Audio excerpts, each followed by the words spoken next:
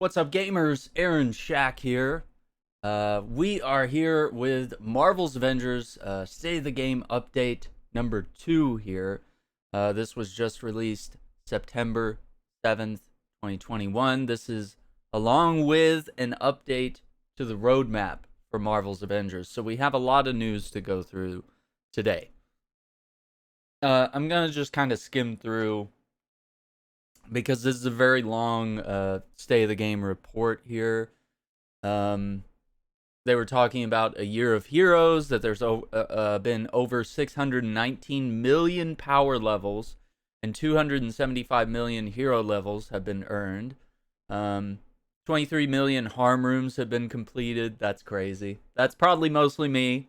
I spent a lot of time training in the harm rooms. 8 billion enemies have been defeated in the Avengers Initiative. Abomination is the most defeated boss, coming in at 9.4 million times. So when we say this is a dead game, can't pull in numbers like that if you're a dead game. 23 million drop zones, 17 million hero missions, and 12 million villain sectors have been completed. Keep in mind, there's 2 villain sectors per day. 9.6 billion fragments have been found. Accurate.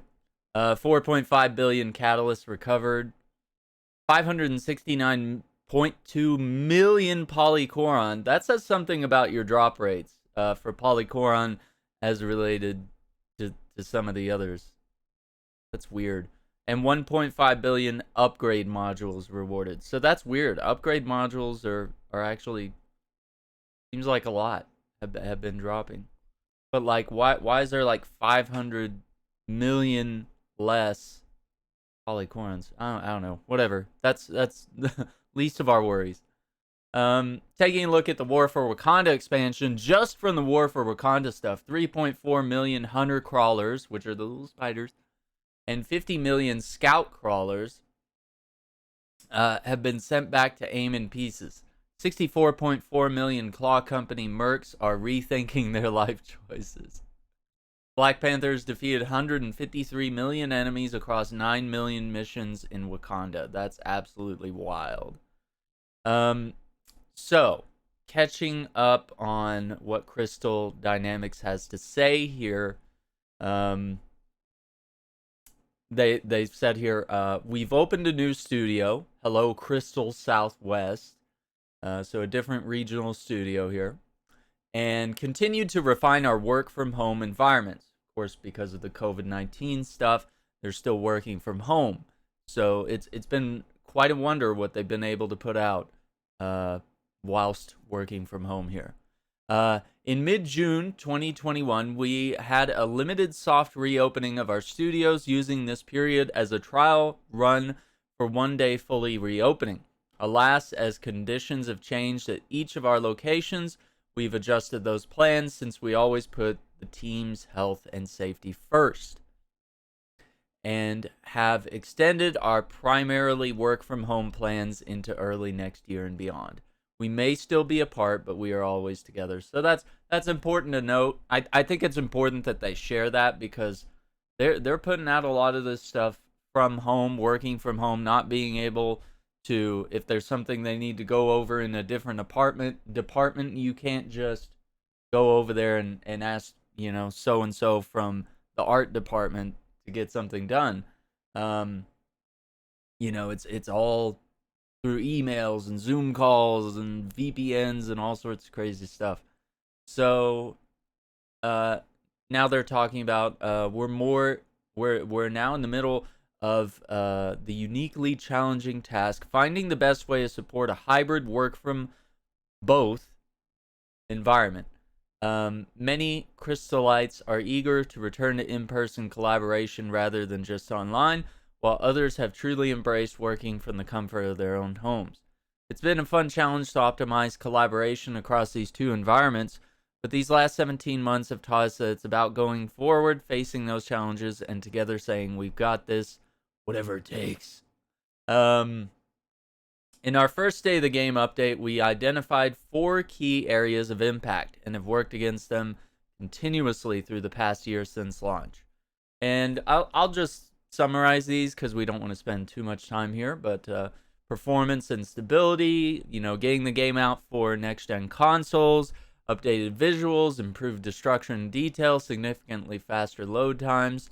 The next point is multiplayer and matchmaking, so improving the stability of that feature, incentivizing online play with some daily XP rewards.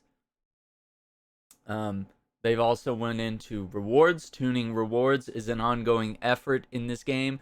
This has come in the form of guaranteeing exotic drops through specific mission types, to adding new elements to the game, such as the Cargo Runner Synthoid, which is that big golden robot that we defeat that drops loads and loads of gear, right? And that can be a huge boost to either leveling up a character or getting lots and lots of endgame gear.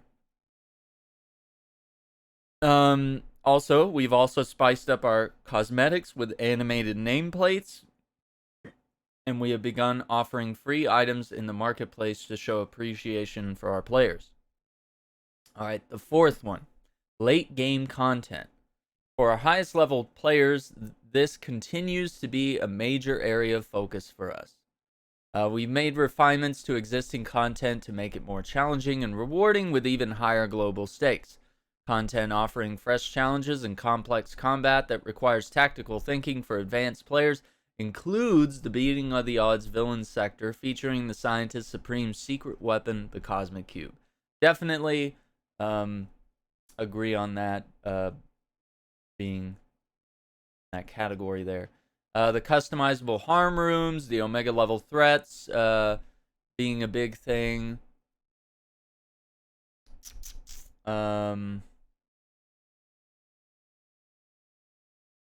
All of this has been happening in parallel with a ton of story and hero releases. Operation Kate Bishop Taking Aim, Operation Clint Barton Future Imperfect, and our recent War for Wakanda expansion added cinematic storytelling through both single-player and co-op play, extending the overall Marvel's Avengers story to over 25 hours. These content drops have also added iconic new villains, and new enemies, new biomes, and more. Fan requests have also guided our content strategy, such as Reassemble Campaign Replay, Operation Replay, reducing the Mega Hive to just 4 steps, having priority missions grant exotics, allowing running in outposts, which means you can run on the helicarrier, you can sprint, having multiple faction terminals and outposts, ranged enemy attack indicators, and recently the UX UI overhaul. That's the user interface, right? The rework has been very well received. We heard that there are too many clicks required to dismantle gear, so we can update that too. I mean, that is true, but it's also I looked at it as a positive. I was like, it's kind of a safeguard that you have to go into this whole separate menu to dismantle and transfer gear. But yeah, it does take a minute to actually get in there and quickly destroy gear. A year of learning. The North Star for our development team the last several months has been delivering the best version of Wakanda and Black Panther to our fans. Shifting our attention to other areas of the game we want to address in the next phase. In the coming months, we plan to rework and improve many of the game's systems to make it more rewarding to play it on an ongoing basis, and we're already kind of seeing that. At the same time, we're looking at how people are playing and analyzing what works and what we could do better. So a good example of this is the fact that they were letting us replay the Omega level threat 3 times a week. They were letting us replay the Mega Hive 3 times a week. Now they're letting us play the priority threat sector on a daily basis, which drops 1 piece of exotic gear a day. So that's, I've been logging on daily, absolutely, for that. To get exotics, absolutely. Especially with an activity like that, which is a relatively quick Warzone type activity. For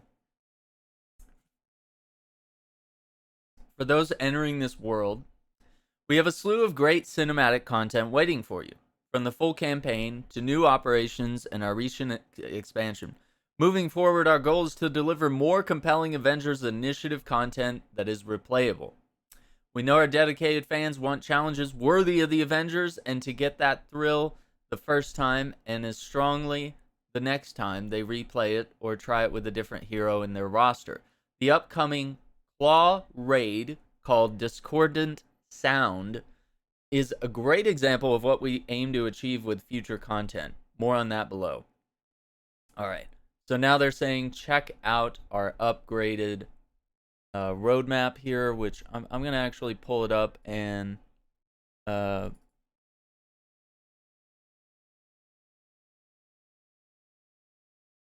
have that in the background while I'm still reading through what we have here. All right, just so you can take a look at that.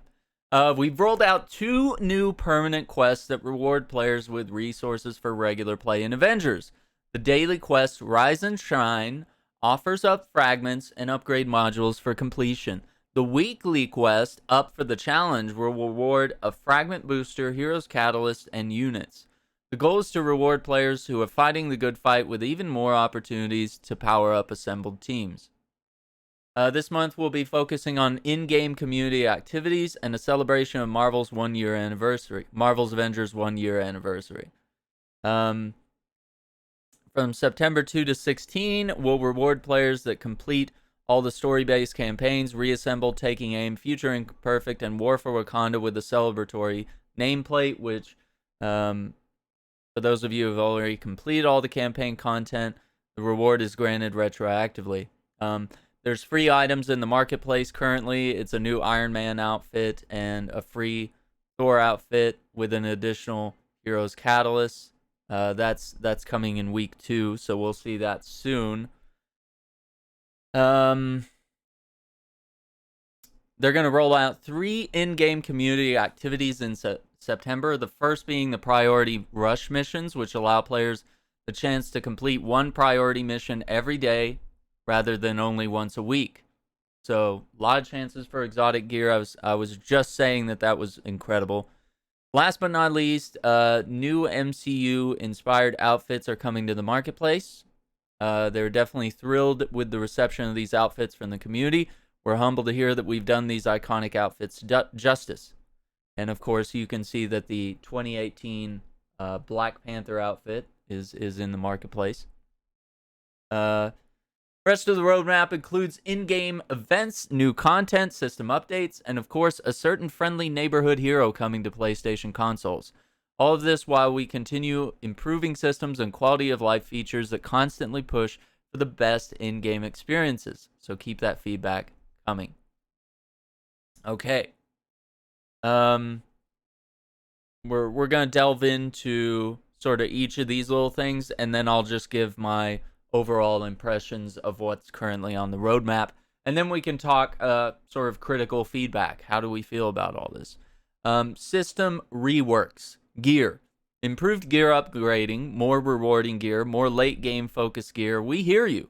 With the upcoming power level increase, we want to make sure players can keep their hard-earned gear as they progress.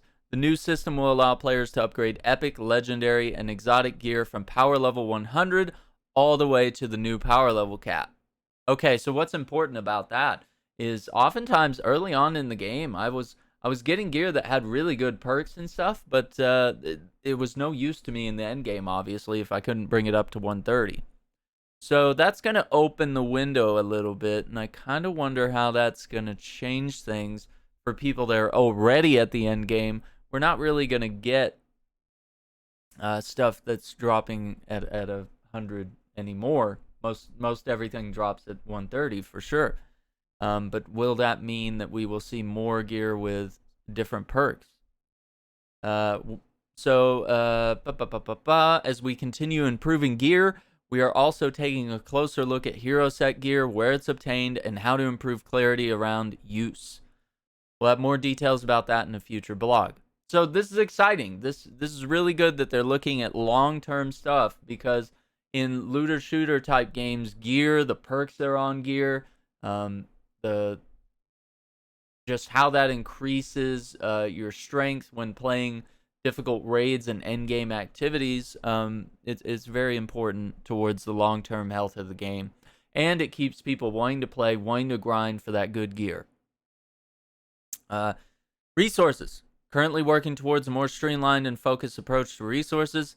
In this new system, each resource will have a single specific purpose to help improve clarity, like how Polycoron is used exclusively for upgrading major artifacts, and upgrade modules are reserved for upgrading gear.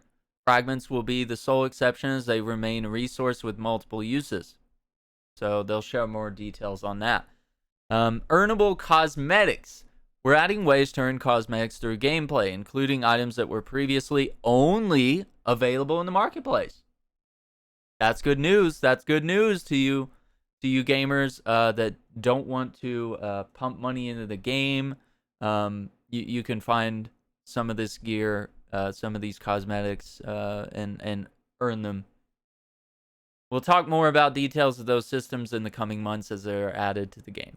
Okay, so all this stuff sounds like it's coming within a reasonable time frame. It's not like we're going to be waiting a year or something, or more than just a couple of months here.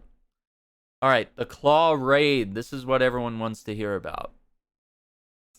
Discordant sound and power level cap increase. We're also polishing our first raid, available in both standard, power level 150 to 160, and elite modes, power level 160 to 175, which will offer a conclusion to Claw's story in War for Wakanda. This will be the most challenging content yet, meant to not only test the mastery of each hero, but also the well-built 4-player strike teams out there. Collaboration and observation are crucial to beating this one. The Claw Raid features custom-crafted levels, new threats that require complex and tactical combat, and stronger enemy variety themed to the villain being faced. New enemies called Echoes, which are sound constructs created by Claw, have been created and tailored exclusively for this experience. With the power level increased to 175 yielding more compelling drops, is a notable example of replayable and rewarding content that fits our mantra moving forward.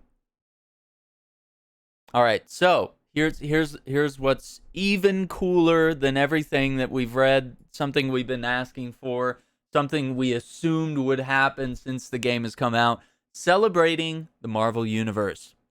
One of the things we love most about working on Marvel's Avengers is our opportunity to celebrate exciting new content from all branches of Marvel media.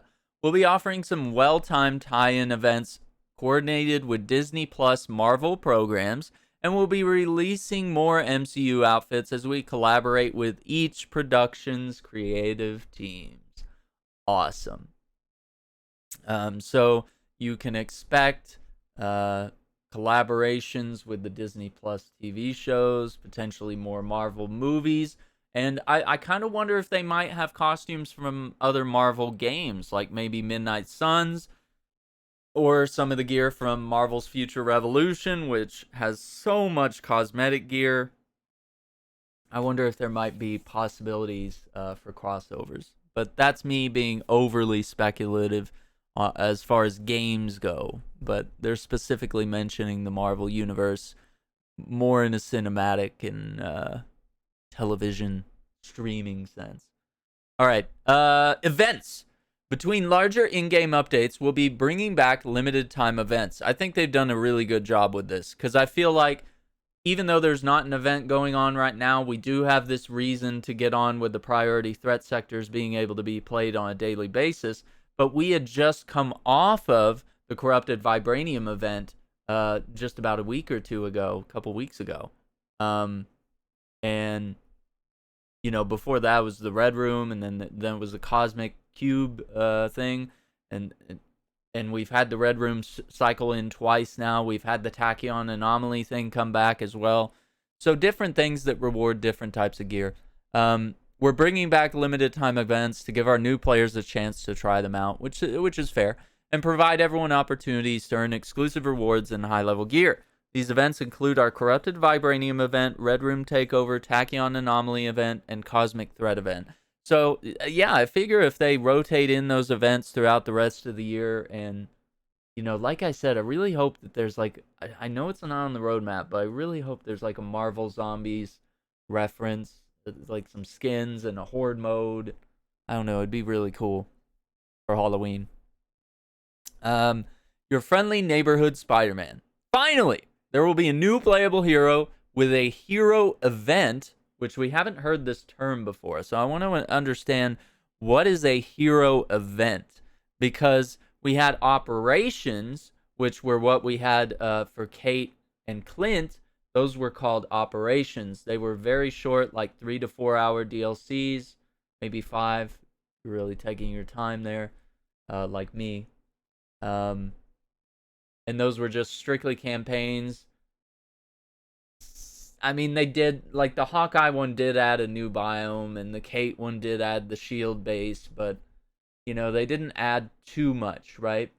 Whereas the Black Panther expansion, War for Wakanda, added a new biome, new social space, new character, you know, loads of missions to play in that area, a lot of content around Wakanda, its own corrupted vibranium event that was happening, you know, its own special type of gear. You know, we were seeing vibranium and sonic gear. That's a big overhaul, as well as the UX and UI overhauls, right? So what does an event mean as opposed to an operation or a expansion? And since it's specific to PlayStation, interesting. So yeah, hero event starring Spider-Man in 2021, only on PlayStation platforms. We'll have more information on Spider-Man closer to launch, and you may catch a glimpse of him here and there along the way. Interesting. We also see him right here on our roadmap, and it's hard to zoom in too much here. I don't know if the I'm not very familiar with the program I'm using here. I love using oh my gosh, I've completely blanked on what this is called, but it's a fantastic program just for quickly opening photos here. Oh.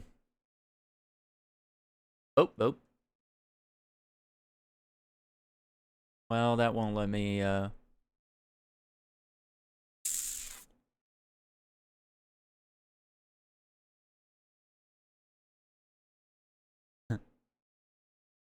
I don't know. I thought I could maybe. Oh, zoom. Now times 900. Now this isn't going to be very clear and pristine here, but we do see sort of the traditional spider there. We got the red arm stuff. You got the red colored belt. This looks like a fairly traditional Spider-Man skin from what we can see there. All right, let's see if we can just get back to... Oh, not actual size. I was wrong about that.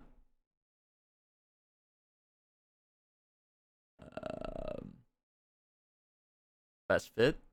Okay. All right. Yikes. So yeah, we have a lot. Why is it being weird? Okay. Oh,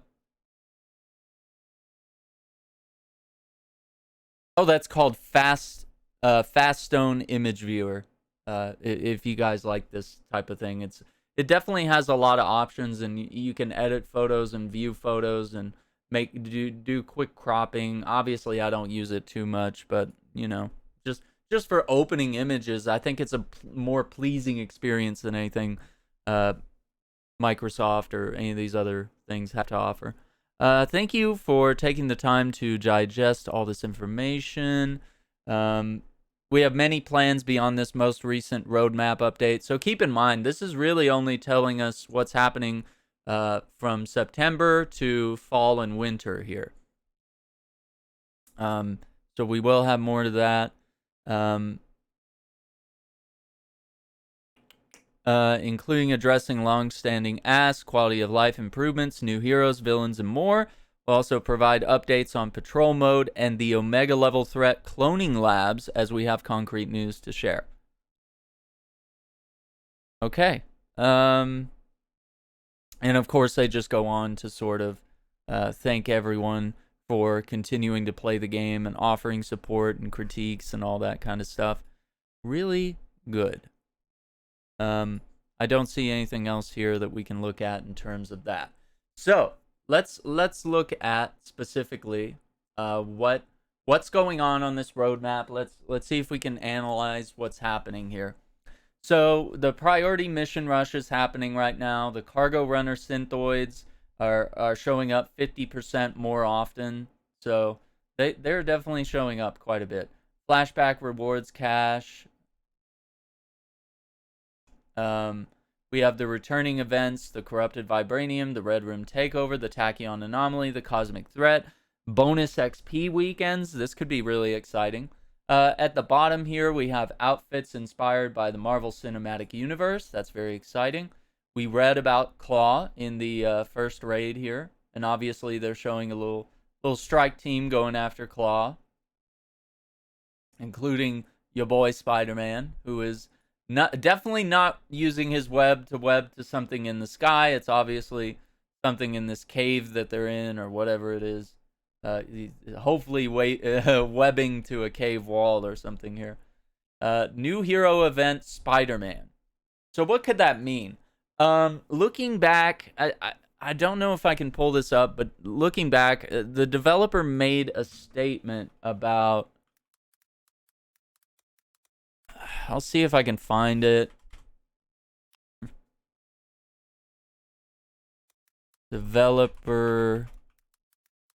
Because they had said a while back, and I remember this, I planted it in my head.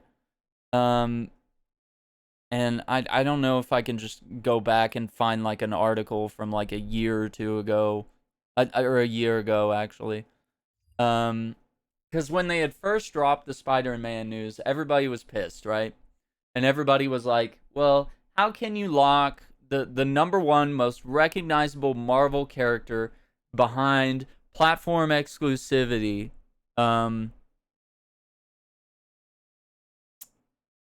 Especially when he's that important. And I remember the developer responded by saying, it's not that big a deal. He's not really...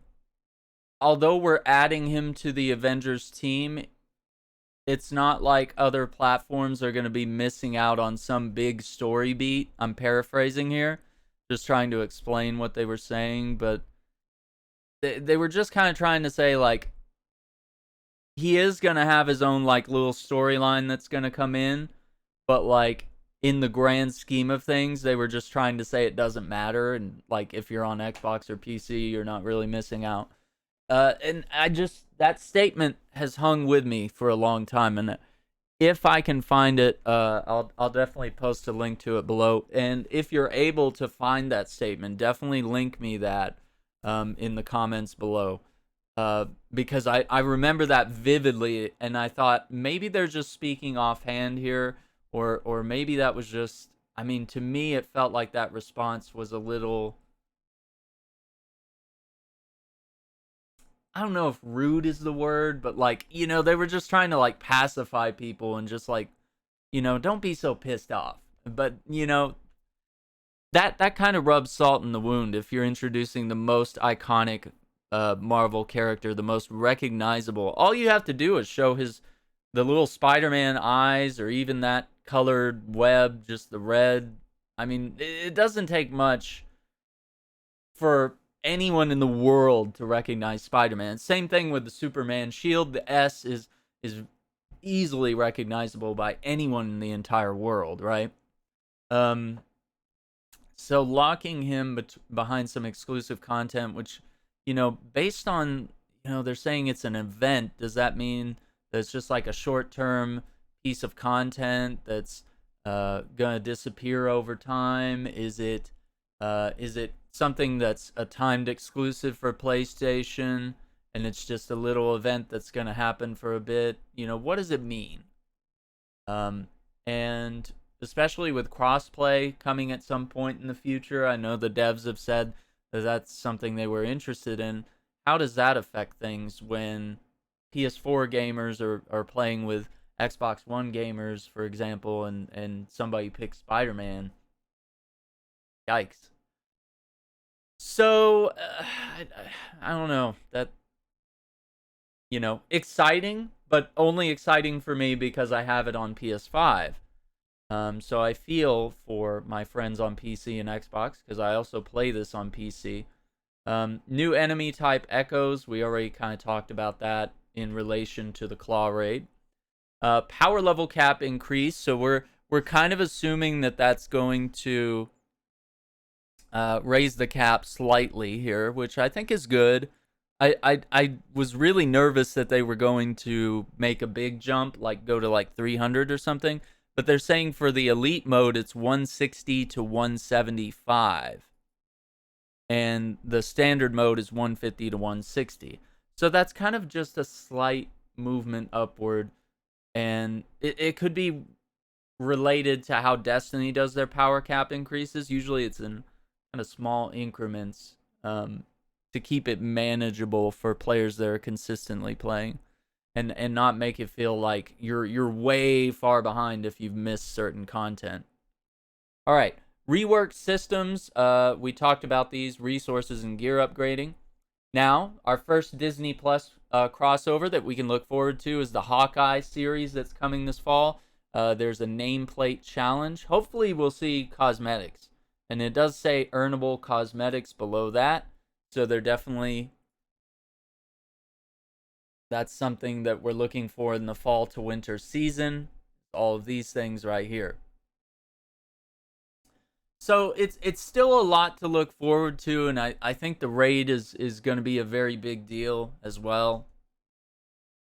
It's just going to be weird that one platform is going to get a new hero and the rest won't. So it's going to be a tough winter season for this game, and especially with other new games coming out. That other people might be pulled away from Marvel's Avengers to play other games rather than this over the winter season. So we'll have to see if there are investments in community activities, in multiplayer activities, and if that will get enough people to be able to matchmake with people to get into the Claw Raid, to be able to find enough players, especially in the PC community, which is down to 1,000 to 2,000 players at any given point on Steam. It's very difficult to just matchmake on basic activities like the heroic gauntlet and stuff if I'm trying to get exotic gear, omega level threats, all that stuff. So yeah. It's and I understand that some people are disappointed by the current roadmap here. And I guess maybe it's because I don't know if our expectations were set properly, if we just kind of assumed that we would see another character or something like an additional expansion. I really haven't expected more for this game since the Black Panther thing. I kind of figured that was our big expansion for the year, and it's highly unlikely. So I'm actually pleasantly surprised that we're seeing a raid, and they kind of tempered our expectations as far as raids go.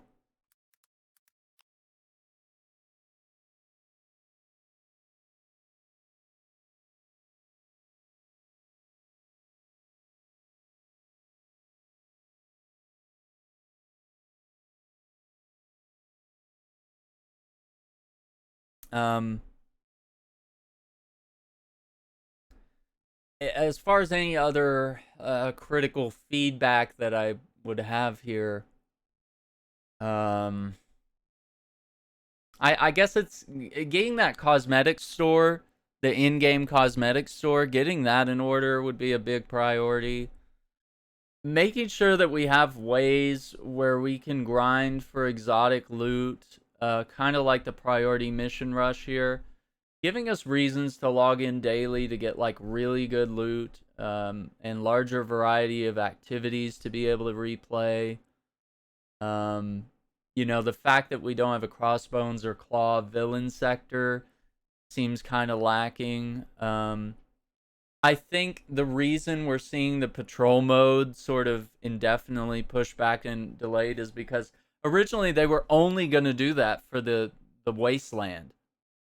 And so I think they've realized, like, holy crap, we kind of need to do this for all the biomes, need to be patrollable areas, and we need to make sure that the content while you're on patrol is engaging and the loot's good, and perhaps the difficulty increases the longer you're patrolling, and that bosses will invade the area once you've patrolled for a certain amount of time and done a certain amount of side objectives and stuff, and that those bosses would drop some rare, like, high tier loot or something. So, akin to Destiny's public events, that just happen as you're exploring a certain biome. Um, Other than that, I'm not really super displeased here, and I really only have positive feedback here. I think my toughest thing is, like, why is the cosmetic store a year later, or actually they shut it down in March, but I mean, it feels like it's been an entire year and we just haven't heard zip on that, and we really need I don't want to say that there's a lot of players that won't buy cosmetics, but myself included, I do want ways to earn cosmetics, even though I will oftentimes buy the ones that are exclusively available, and I do enjoy supporting the game monetarily. I will make that very clear. I don't mind doing that. I'm at a place in my life where I can, and this is kind of my main game that I play, so it's like I'm not really out buying lots of other games, or at the moment not really buying tons and tons of guitars, and I'm set as far as game consoles go. I got the Series X and the PS5, so it's like there's not really much to frivolously spend my money on, and just kind of supporting this game has been both rewarding and fun, and I get to have cool skins when I run around, and I feel really cool, and it adds a certain level of replayability. So there's that. But yeah, leave your feedback in the comments down below. Like the video if you enjoyed our coverage here. But yeah, definitely, I want to hear what you think in the comments down below. What do you think of the roadmap? What were your expectations going into it? What do you think about the Claw raid and the potential teases of Spider-Man? How do you think that situation is going to play out? Are you excited to see the character in the game, even if it's possibly from a distance? As you know, I have this on PS5, so I'll be doing tons and tons of coverage on that as it approaches, and we'll be trying to do all these other things in our game. We'll be doing some community nights as well, because I definitely want to do some Omega level threats with the community. If we can beat those events and play together and work hard and do that, that way we'll potentially have a raid team built up. But do keep in mind that you do need to be sort of an active member of the community, someone that we know here, and that I need to understand that your behavior is going to be acceptable before joining community type events like that. We can't have people that are going to misbehave or treat others with disrespect.